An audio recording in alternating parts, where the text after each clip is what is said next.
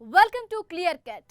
Telangana governor Tamilisai కామెంట్లతో రాజ్ భవన్ ప్రగతి భవన్ మధ్య మళ్ళీ మొదటికి వచ్చింది. ఈ ఎపిసోడ్ ఎన్నికల వరకు కంటిన్యూ అవుతుందా? అయితే ఎఫెక్ట్ ఎలా ఉండబోతోంది? చంద్రబాబు అలా, జగన్ ఇలా, పార్టీ నాయకులకు ఇద్దరు చెబుతుంది అదేనా? మరి ఏపీ రాజకీయం ఎలా మారబోతోంది? హస్తిన కేంద్రంగా నితీష్ చక్రం తిప్పబోతున్నారు. కూటమికి కొత్త వ్యూహాలు సిద్ధం చేస్తున్నారు. మరి ఆయన సక్సెస్ అవుతారా? ఈ మూడు అంశాలపై సమగ్రంగా విశ్లేషిద్దాం ఇవాల్టి క్లియర్ కట్ లో.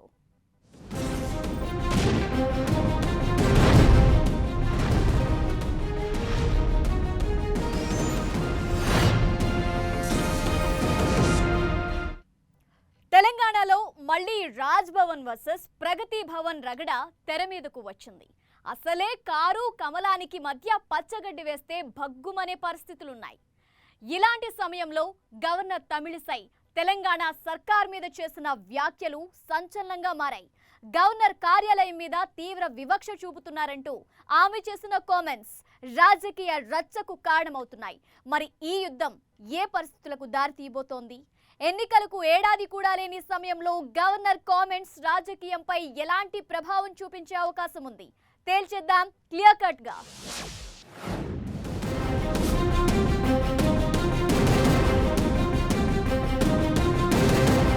కొన్ని వివాదాలకు ఫుల్ స్టాప్లు ఉండవు, కామాలు మాత్రమే ఉంటాయి. తెలంగాణలో రాజ్ భవన్ వర్సెస్ ప్రగతి భవన్ ఎపిసోడ్కు పక్కాగా సరిపోయే మాటిది. అప్పుడెప్పుడో ఎమ్మెల్సీ వ్యవహారంలో మొదలైన రగడ ఆ తరువాత మలుపుల మీద మలుపులు తిరిగింది. హైకోర్టు చీఫ్ జస్టిస్ ప్రమాణ స్వీకారం సమయంలో ఒకే ఫ్రేమ్లో కేసీఆర్ గవర్నర్ను చూసి వివాదం కూల్ అయింది అనుకున్నారంతా. అయితే అంత సీన్ లేదు. సీన్ స్టిల్ ఫైరింగ్ అని ఇప్పుడు మరోసారి ప్రూవ్ అయింది.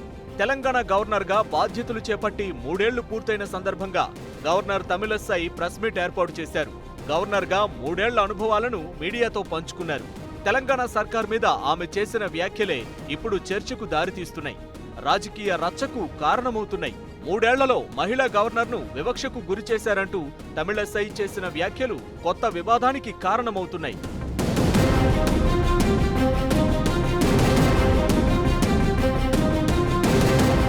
ఎన్ని అడ్డంకులొచ్చినా నిర్మలమైన మనస్సుతో ముందుకు సాగుతానని, రాజ్భవన్లో ఉన్న ఎన్నో అడ్డంకులు ఎదుర్కొన్నానంటూ తమిళిసై చేసిన వ్యాఖ్యలు రాజకీయంగా రగడ రేపుతున్నాయి. జనాల దగ్గరికి వెళ్లాలనుకున్న ప్రతిసారి ఏదో ఒక ఇబ్బంది ఎదురైందని ఆరోపించారు. మేడారం యాత్రకు వెళ్లినప్పుడు హెలికాప్టర్ అడిగితే ప్రభుత్వం నుంచి ఎలాంటి స్పందన రాలేదని అన్నారు. రిపబ్లిక్ వేడుకలకు ఆహ్వానించలేదు. శాసనసభలోనూ ప్రసంగాన్ని పక్కన పెట్టారు. సమస్యలు ఏమైనా చర్చించి పరిష్కరించుకోవాలి, గవర్నర్ ప్రతి అంశాన్ని ఒప్పుకోవాలనో అన్నింటినీ పక్కన పెట్టాలనో అనుకోకూడదా అంటూ తమిళిసై చేసిన వ్యాఖ్యలు తెలంగాణలో కొత్త చర్చకు దారితీస్తున్నాయి. 3 years the state will write a history how a women governor is discriminated. Sammaka Saraka we plan to go.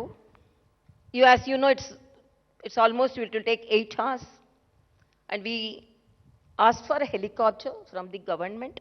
Till last minute we were not informed whether they will give the helicopter or not. తన జీవితం ప్రజల కోసమని, తన పరిధేంటో తనకు తెలుసని తమిళిసై అన్నారు.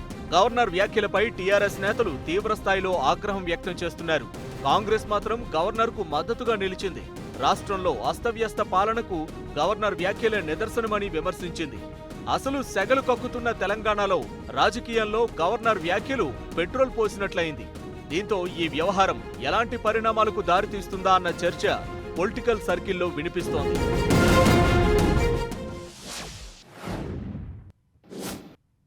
Governor వ్యాఖ్యలపై TRS నేతలు ఎదురుదాడి ప్రారంభించారు. గవర్నర్ హోదాలో ఉండి బీజేపీ నేతగా మాట్లాడడం ఏంటని విమర్శిస్తున్నారు. ఇదంతా సరే, రాజ్ భవన్ వర్సెస్ ప్రగతి భవన్ ఎపిసోడ్ రాజకీయాన్ని ఎలాంటి మలుపు తిప్పబోతోంది? ఎన్నికలకు దాదాపు కౌంట్ డౌన్ మొదలైన వేళ రాబోయే రోజుల్లో ఎలాంటి మలుపులు కనిపించబోతున్నాయి?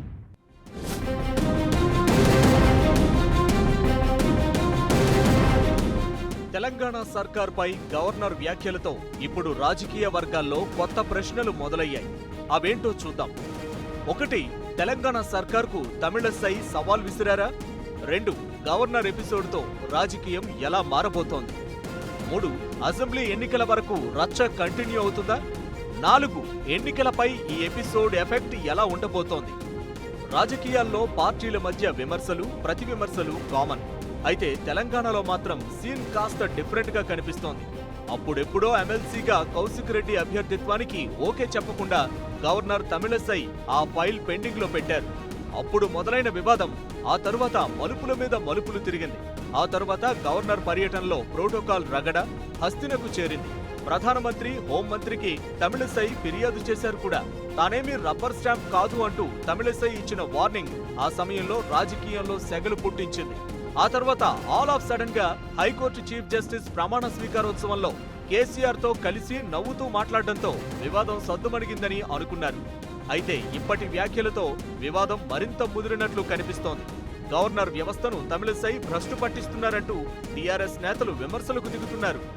ఆ గవర్నర్ స్థానంలో ఉండి చేసే చేష్టలను చూసే ప్రతి ఒక్కరం కూడా బాధపడుతున్నాం. ఎందుకంటే నేను చాలామంది గవర్నర్ చూసిన, 40 ఏళ్ళ నుంచి చాలామంది గవర్నర్లు చూసిన, కానీ వ్యవస్థను తప్పుతోవల పట్టిస్తున్నది. నేను ఒకటే గవర్నర్ గారిని రిక్వెస్ట్ చేసేది, మీరు వ్యవస్థను చెడగొడుతున్నారు కాబట్టి మేము కూడా మీకు గౌరవం ఇవ్వలేకపోతున్నాం అనే బాధ మాకున్నది. ఎందుకంటే గవర్నర్ స్థానంలో ఎవరున్నా మేము గౌరవం ఇవ్వాలి, కానీ మీరు ఆ వ్యవస్థను కించపరిచే ప్రయత్నం చేస్తున్నారు, దాన్ని ఊందాగా మెయింటైన్ చేస్తలేరనే బాధ మాకున్నది. మీరెందుకు బీజేపీ కార్యకర్తలతో మీటింగ్ పెట్టాలి? బీజేపీ వాళ్ళు చెప్పిన మీటింగ్లకు ఎందుకు పోవాలి? వాళ్ళతోటి మీరెందుకు డిస్కషన్ చేయాలి? వాటిని మీరు చేయటం వల్లనే మీ అందరం కూడా మీకు దూరం అయ్యాం. తెలంగాణలో బీజేపీ వర్సెస్ టీఆర్ఎస్ మధ్య యుద్ధం రోజురోజుకు ముదురుతోంది. గవర్నర్ వ్యవస్థను కేంద్రం రాజకీయాలకు ఉపయోగిస్తోందని కారు పార్టీ విమర్శలు గుప్పిస్తోంది. ముఖ్యమంత్రిగా ఉన్నప్పుడే గవర్నర్ వ్యవస్థపై విమర్శలు గుప్పించిన మోదీ ఇప్పుడు ఆయనే ఇలాంటి రాజకీయాలు చేయడమేంటని ఫైర్ అవుతున్నారు. ఏమైనా ఈ వివాదం ఇక్కడితో ముగిసేలా లేదు. ఎన్నికలకు మరో ఏడాది కూడా సమయం లేదు. ఇలాంటి సమయంలో రాజకీయంగా ప్రతి అంశం కీలకమే కాబోతోందన్నది క్లియర్. కారు, కమలం మధ్య ప్రతి విషయంలో యుద్ధం జరుగుతున్న వేళ గవర్నర్ ఎపిసోడ్తో అది మరింత ముదిరే అవకాశాలు ఎక్కువగా కనిపిస్తున్నాయి. అధికార పార్టీని ఇరుకున పెట్టాలని బీజేపీ, కమలం మాటల్ని ఖండించాలని టీఆర్ఎస్ ఇలా మొదలుపెట్టి మాటల యుద్ధం రీసౌండ్ ఎన్నికల్లో వినిపించే అవకాశాలు లేకపోలేదు. గవర్నర్, ప్రభుత్వం మధ్య వివాదం ఇలానే కొనసాగితే 2 వర్గాల వైరం మరింత ముదిరే అవకాశాలున్నాయి. గవర్నర్ మాటలు చూస్తుంటే సర్కార్తో గ్యాప్ ఇప్పుడప్పుడే తగ్గే అవకాశం లేనట్లు కనిపిస్తోంది. రాబోయే రోజుల్లో అది అనేక కీలక పరిణామాలకు దారితీసే అవకాశాలు లేకపోలేదన్న చర్చ సాగుతోంది. ప్రగతి భవన్, రాజ్ భవన్ మధ్య యుద్ధం మొదలైంది. యుద్ధం తప్పదంటే అరచేయి కూడా ఆయుధం అవుతుంది. వద్దనుకుంటే గొడ్డలి కూడా కట్టెలు కొడుతుంది. కాబట్టి యుద్ధం చెయ్యాలా లేదా ఇక్కడితో ఆపాలా అన్నది గవర్నర్, గవర్నమెంట్ కలిసి కూర్చొని మాట్లాడి డిసైడ్ చెయ్యాలన్నది మాత్రం క్లియర్ కట్. తెలియడం లేదు గాని ఏపీలో అప్పుడే ఎన్నికల హడావిడి మొదలైంది. అధికార పక్షం, విపక్షం జనాల్లోనే ఉంటున్నాయి. వాళ్ళు జనాల నుంచి ప్రశ్నిస్తే జనాల కోసం ఏం చేశామో వీళ్ళు జనాల్లో ఉండి చెబుతున్నారు. వీటికి తోడు ప్రత్యర్థి మీద దూకుడు పెంచాలంటూ నాయకులకు పార్టీల అధినేతలు సూచనలు చేయడం రాజకీయాన్ని మరింత ఆసక్తికరంగా మారుస్తోంది. మొన్న చంద్రబాబు, నిన్న మంత్రులతో జగన్ చెప్పింది అదే, సూచించింది అదే. జైలుకు వెళ్ళొచ్చిన వారికే ప్రాధాన్యత అని చంద్రబాబు అంటే టీడీపీకి కౌంటర్ ఇవ్వరా, ఎందుకు భరించాలని జగన్ అంటున్నారు. ఎన్నికలకు 2 ఏళ్ల ముందే సీన్ ఇలా ఉందంటే రాబోయే రోజుల్లో రాజకీయం మరింత హీట్ పుట్టించడం ఖాయమా? ఏం జరగబోతోంది తేల్చేద్దాం క్లియర్ కట్ గా.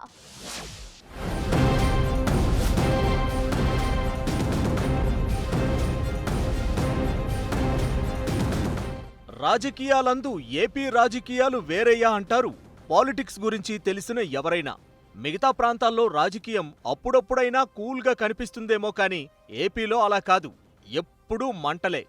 ఏ విషయం వివాదంగా మారి వాదనలకు దారితీస్తుందో, యుద్ధానికి కారణమవుతుందో ఏపీ రాజకీయాల్లో అంచనా వేయడం కష్టం. అందుకే ఎప్పుడూ ఏపీలో మాటల యుద్ధం కనిపిస్తూ ఉంటుంది. ఇప్పుడు ఇదే జరుగుతోంది. తెలంగాణలో ప్రకంపనలు సృష్టించిన ఢిల్లీ లిక్కర్ స్కామ్ ఏపీలోనూ సెగలు రేపుతోంది. సీఎం జగన్ కుటుంబంపై టీడీపీ నేతలు ఆరోపణలు గుప్పిస్తే చంద్రబాబు కుటుంబ సభ్యులను అదే స్థాయిలో విమర్శించింది వైసీపీ. ఇప్పుడు రాజకీయాన్ని షేక్ చేస్తున్న విషయం ఏపీలో ఇదే. ఈ విషయమే జగన్ ఆవేదనకు, ఆ తరువాత ఆగ్రహానికి కూడా కారణమైంది. మాటకు మాట కౌంటర్ ఇవ్వలేరా అని మంత్రులను మందలించే వరకు వెళ్ళింది. ఇలా ఉంటే కష్టం, ఎందుకు భరించాలి అని ప్రశ్నించేలా చేసింది. ఇలా దూకుడు పెంచాలని నేతలకు జగన్ పరోక్షంగా సూచించారు. జగన్ మాత్రమే కాదు, పార్టీ విస్తృత స్థాయి సమావేశంలో చంద్రబాబు చేసింది అదే. ఒక్క పోలీసుకు ఆగిపోయి హౌస్ అరెస్ట్ అయ్యామని ఆందోళనలకు దూరంగా ఉంటారా? ఇంకెన్నాళ్లు తనకి ఒంటరి పోరాటం అన్నట్లు మాట్లాడారు. జైలుకు వెళ్ళొచ్చిన నేతలకు పార్టీలో ప్రాధాన్యం ఉంటుందంటూ చెప్పుకొచ్చారు. అటు చంద్రబాబు, ఇటు జగన్ పార్టీ శ్రేణులకిస్తున్న పిలుపు ఇప్పుడు ఏపీ రాజకీయాల్లో కొత్త చర్చకు దారితీస్తోంది.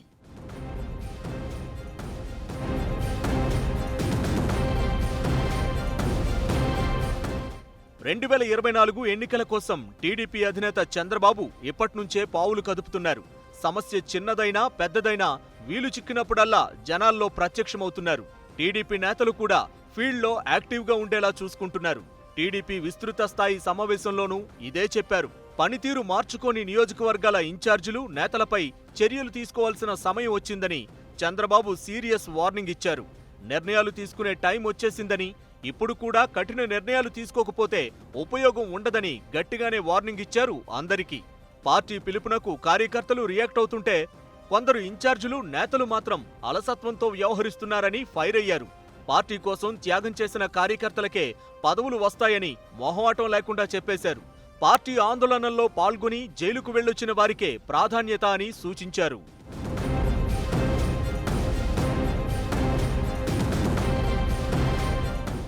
మంత్రివర్గ భేటీలో మంత్రులపై సీఎం జగన్ కూడా ఇలాంటి కోపమే ప్రదర్శించారు. ప్రతిపక్షాల ఆరోపణలకు ఎందుకు కౌంటర్ ఇవ్వట్లేదంటూ ఫైర్ అయిన జగన్ మరోసారి కేబినెట్లో మార్పులు చేయమంటారా అంటూ వార్నింగ్ ఇచ్చారు. ఢిల్లీ లిక్కర్ స్కామ్ వ్యవహారంలో తన కుటుంబ సభ్యులపై ఆరోపణలు చేసినా ప్రశ్నించరా అంటూ నిలదీశారు. ప్రభుత్వంపై బురద జల్లుతుంటే చూస్తూ ఊరుకుంటారా? విపక్ష నేతల ఆరోపణలను ఖండించకపోతే పదవులెందుకు అంటూ సీరియస్ అయ్యారు. ఇంకోసారి మంత్రివర్గ పునర్వ్యవస్థీకరణ చెయ్యమంటారా అంటూ నిలదీశారు. నిజానికి లిక్కర్ స్కామ్లో టీడీపీ ఆరోపణల తరువాత మంత్రి ఉషాశ్రీ చరణ్, ఎమ్మెల్సీలు పోతుల సునీత, కళ్యాణి తప్ప పెద్దగా ఎవరూ రియాక్ట్ కాలేదు. ఇదే జగన్ కోపానికి కారణమైంది. విపక్షాలకు సరైన రీతిలో సమాధానం చెప్పలేకపోతే చూస్తూ ఊరుకునేది లేదని, తప్పదు అనుకుంటే తప్పించడానికి కూడా సిద్ధంగా ఉన్నట్లు జగన్ మాటలతో క్లియర్గా అర్థమైంది.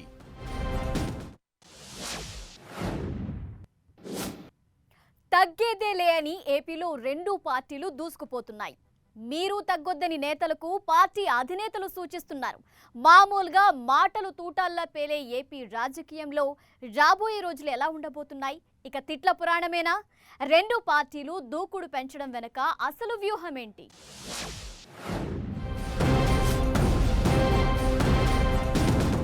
అటు చంద్రబాబు, ఇటు జగన్ పార్టీ శ్రేణులకు సీరియస్ వార్నింగ్ ఇచ్చిన వేళ రాజకీయ వర్గాల్లో మొదలైన కొత్త చర్చ ఏంటంటే, 1. చంద్రబాబు, జగన్ దూకుడు మంత్రం అనుసరిస్తున్నారా? 2. రాబోయే రోజుల్లో ఏపీ రాజకీయం ఎలా ఉండబోతోంది? 3. పాలిటిక్స్ మరింత రణరంగంగా మారటం ఖాయమా? 4. రెండు పార్టీల మధ్య మాటలు తూటాల్లా పేలబోతున్నాయా? 5. పార్టీ అధినేతల పిలుపు వెనుక అసలు వ్యూహం ఏంటి? టీడీపీ, వైసీపీ ఇప్పుడు రెండు పార్టీలు దూకుడు మంత్రాన్నే నమ్ముకుంటున్నాయి. జనాలకు రీచ్ కావాలంటే దూకుడు ప్రదర్శించాల్సిందే అని ఫిక్స్ అయినట్లు కనిపిస్తున్నాయి. మామూలుగానే ఏపీ రాజకీయాలు హాట్ గురు అనిపిస్తూ ఉంటాయి. అలాంటిది ఇప్పుడు ఏకంగా అధినేతలే దూకుడు మీద వెళ్లాలని పార్టీ నేతలకు సూచించడంతో రాజకీయం మరింత పీక్స్కు చేరే అవకాశం ఉంటుంది. మామూలుగానే ఏపీ రాజకీయాల్లో మాటలు తూటాల్లా పేలుతుంటాయి. అలాంటిది ఇప్పుడు ఆటం బాంబులా వినిపించడం ఖాయంగా కనిపిస్తోంది. రాష్ట్రంలో క్లీన్ స్వీప్ చేయాలని వైసీపీ టార్గెట్గా పెట్టుకుంది. జగన్ను ఎలాగైనా గద్దె దింపాలని చంద్రబాబు వ్యూహాలు రచిస్తున్నారు. ఇలాంటి సమయంలో ఎవరు సైలెంట్గా ఉన్నా ప్రత్యర్థిదే అప్పర్ హ్యాండ్ అయ్యే అవకాశం ఉంటుంది. రెండు పార్టీల అధినేతలు పార్టీ వర్గాలకు చెప్తోంది అదే. ఏం చేయడానికి అవకాశం లేనప్పుడు ఏదో ఒకటి చేసి అటెన్షన్ డ్రా చేయడమే రాజకీయ నాయకుడికి ఉండాల్సిన మొదటి లక్షణం. అలాంటిది అవకాశం ఉండి కూడా ఏమీ చేయలేకపోతే అది వైఫల్యమే అవుతుంది. ఆ పరిస్థితి రాకూడదని టీడీపీ, వైసీపీ భావిస్తున్నట్లు కనిపిస్తున్నాయి. అందుకే పార్టీ నాయకులకు అధినేతలు దూకుడు పరిచయం చేస్తున్నారు.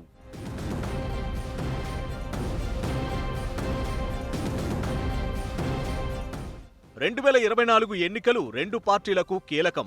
ఏపీలో టీడీపీ బలహీనంగా మారుతోంది. 2019 తరువాత జరిగిన ప్రతి ఎన్నికలోనూ సైకిల్ పార్టీకి పంక్చర్లే పడ్డాయి. ఇప్పటికిప్పుడు తెగించకపోతే పార్టీ మనుగడే ప్రశ్నార్థకంగా మారే అవకాశం ఉంది. పైగా కుప్పంలో చంద్రబాబును, మంగళగిరిలో లోకేష్ను ఓడిస్తామని వైసీపీ సవాల్ విసురుతోంది. అది సాధ్యమైనా కాకపోయినా తమతో ఈజీ కాదని ప్రూవ్ చేసుకోవాల్సిన పరిస్థితి టీడీపీది. అందుకే దూకుడు మంత్రాన్ని జపిస్తోంది. చంద్రబాబు అదే ఫాలో అవుతున్నారు. పార్టీ నేతలకు అదే నూరిపోస్తున్నారు. ఇక వైసీపీ కూడా ఏమాత్రం తగ్గేదేలే అంటోంది. 175కు 175 స్థానాలు కైవసం చేసుకోవడమే టార్గెట్గా పెట్టుకుంది. ఈ లక్ష్య సాధనలో ఎలాంటి కఠిన నిర్ణయమైనా తీసుకునేందుకు సిద్ధంగా ఉంది. అప్పుడు ఎమ్మెల్యేలకు, ఇప్పుడు మంత్రులకు జగన్ చెప్పింది కూడా అదే. రెండు పార్టీల ముందు ఉన్నది ఒక్కటే టార్గెట్. ఇలాంటి సమయంలో దూకుడు చూపించకుండా అలసత్వంతో ఉండి ప్రత్యర్థికి అవకాశం ఇస్తే కష్టమన్నది ఇద్దరి అభిప్రాయం. కథన రంగంలోకి దూకాలని నేతలకు సూచిస్తోంది. అందుకే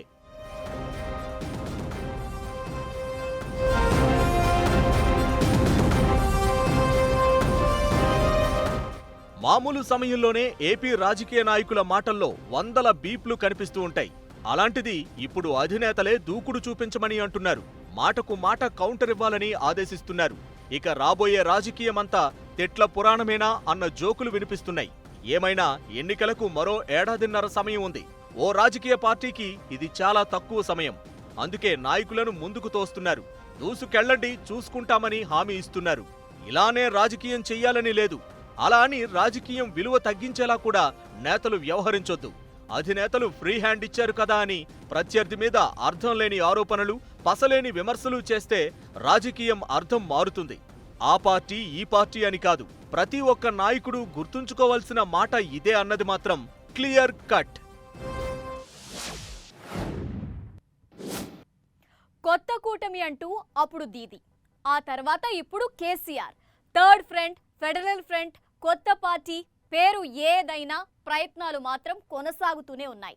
ఇద్దరు ప్రయత్నాల మీద ప్రయత్నాలు చేస్తూ అలసిపోతున్నారు.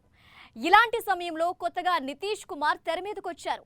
ఢిల్లీలో మకాం వేసి రాజకీయం చేస్తున్నారు. విపక్షాలను ఏకం చేసే ప్రయత్నం చేస్తున్నారు.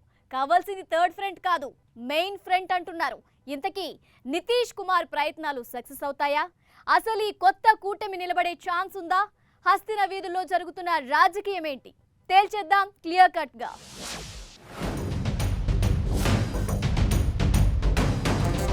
భారతీయ జనతా పార్టీ నుంచి విడిపోయిన తరువాత జేడీయూ నేత నితీష్ కుమార్ స్పీడ్ పెంచారు. ప్రతిపక్ష పార్టీలను ఏకం చేసే దిశగా దూసుకుపోతున్నారు. ఢిల్లీ వేదికగా వరుస భేటీలు నిర్వహించారు. కాంగ్రెస్ నుంచి రాహుల్ గాంధీ, ఎన్సీపీ నుంచి శరద్ యాదవ్ తో పాటు జేడీఎస్ కు చెందిన కుమారస్వామి, సిపిఎం ప్రధాన కార్యదర్శి సీతారాం ఏచూరి, సిపిఐ నుంచి రాజా, ఇండియన్ నేషనల్ లోక్ దళ్ నేత ఓంప్రకాష్ చౌతాలా, సమాజ్వాదీ పార్టీకి చెందిన అఖిలేష్ యాదవ్ ను కలిశారు.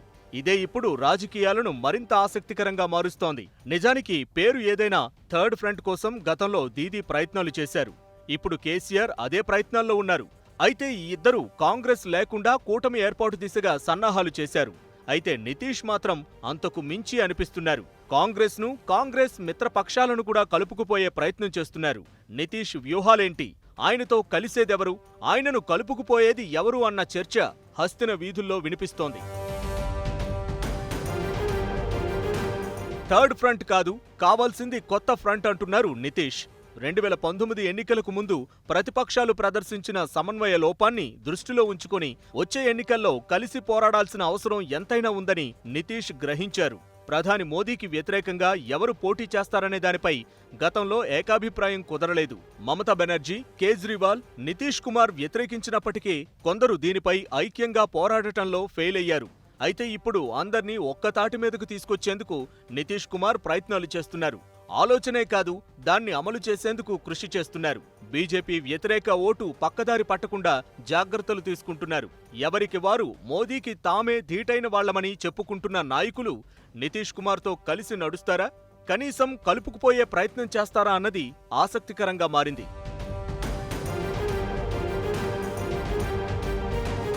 నిజానికి నిన్నటి వరకు బీజేపీ భాగస్వామ్య పక్షమైన జేడీయూ ఇప్పుడు కమలం పార్టీకి వ్యతిరేకంగా కూటమి కట్టే పార్టీలను ఏకం చేయడానికి ప్రయత్నిస్తోంది. ఇప్పటి వరకు బీజేపీ వ్యతిరేక కూటమిని బలపరిచేందుకు, ఏర్పాట్లు చేసేందుకు ప్రత్యక్షంగా ఎప్పుడూ ప్రయత్నించని నితీష్ ఇప్పుడు ఢిల్లీ వేదికగా జోరు పెంచడం హస్తిన రాజకీయాల్లో హీట్ పుట్టిస్తోంది.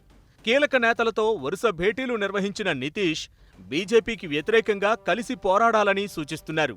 అందరూ కలిస్తే బీజేపీకి 50 సీట్లకు మించి రావని చెప్తున్నారు. ఆయన లెక్కలు ఆయనవి. నితీష్ క్యాలిక్యులేషన్స్ ఎలా ఉన్నా ఇతర పక్షాలన్నీ ఏకమైతే బీజేపీకి కష్టం తప్పదని ఎప్పట్నుంచో ప్రచారం జరుగుతోంది. విశ్లేషణలు వినిపిస్తున్నాయి. అయితే అలా విపక్షాలను ఏకం చేయడమే ఎవరికీ సాధ్యం కావడం లేదు. చాలా మంది ప్రయత్నించి విఫలమయ్యారు. ఇప్పుడు ప్రయత్నాలు చేస్తున్న వారు దాదాపు అలసిపోయారు. ఇప్పుడు నితీష్ వంతు. మరి ఏం చేస్తారు? ఆయనకు పాజిటివ్స్ ఏంటి అన్నది ఆసక్తికరంగా మారింది.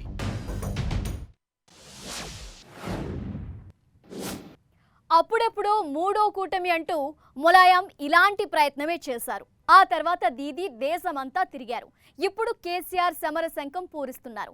వీరందరికీ మించి కూటమి ఏర్పాటు నితీష్కు సాధ్యమవుతుందా? అసలు ఆయనకు ప్లస్ అయ్యే అంశాలేంటి? పాజిటివ్స్ ఉన్నంత మాత్రం అనుకున్న పని సాధ్యమయ్యే ఛాన్స్ ఉందా?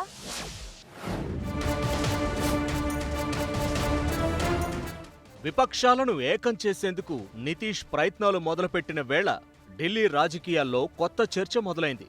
అదేంటో చూద్దాం. 1. అసలు దేశంలో కొత్త ఫ్రంట్ సాధ్యమేనా? 2. ఎవరికీ సాధ్యం కానిది నితీష్కు సాధ్యమేనా? 3. విపక్షాలను ఒక్కతాటి మీదకు తీసుకురాగలరా? 4. నితీష్కు మాత్రమే సొంతమైన అనుకూలతలేంటి?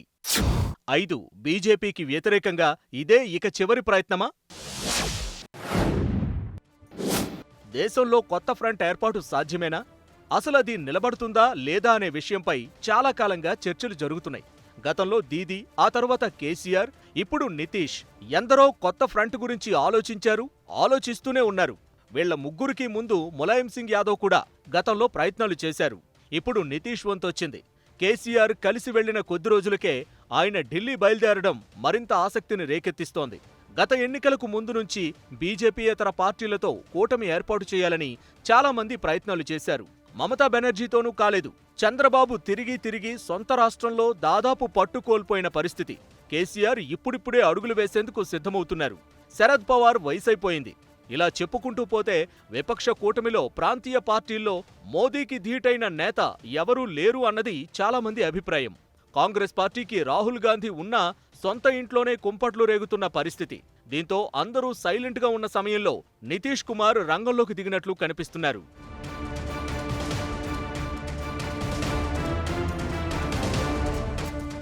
నిజానికి ఒకప్పుడు ఎన్డీఏ కూటమిలో నితీష్కు మోదీ కన్నా ఎక్కువ ఇమేజ్ ఉండేది. బీహార్ను మార్చేశారని, సుపరిపాలకుడని, ఆయన దేశానికి మంచి నాయకత్వం ఇవ్వగలరని చెప్పుకున్నారు. నితీష్ కూడా ఆశపడ్డారు. 2014లో బీజేపీ ప్రధాని అభ్యర్థిగా మోదీని ఖరారు చేసే ముందు ప్రధాని అభ్యర్థి కావాలని నితీష్ ప్రయత్నించారు. అప్పట్లో మోదీ అభ్యర్థిత్వాన్ని ఆయన తీవ్రంగా వ్యతిరేకించారు. మోదీని ప్రధాని అభ్యర్థిగా ప్రకటిస్తే ఎన్డీఏ నుంచి తమ పార్టీ వైదొలుగుతుందని హెచ్చరించారు. మోదీనే ఖరారు చేయడంతో అన్నట్లుగానే బయటకొచ్చేశారు. తర్వాత మళ్లీ కలవక తప్పలేదు. అయితే ప్రధాని అయిన తరువాత మోదీ ఇమేజ్ అమాంతం పెరిగింది. నితీష్ మాత్రం ఎక్కడున్నారో అక్కడే ఉండిపోయారు. పైగా ఆయన పార్టీ కరిగిపోయింది. ఇలాంటి సమయంలో చివరి ప్రయత్నంగా వచ్చే ఎన్నికల్లో ప్రధాని అభ్యర్థిగా తెర ముందుకు రావాలని నితీష్ వ్యూహాలు సిద్ధం చేస్తున్నారు.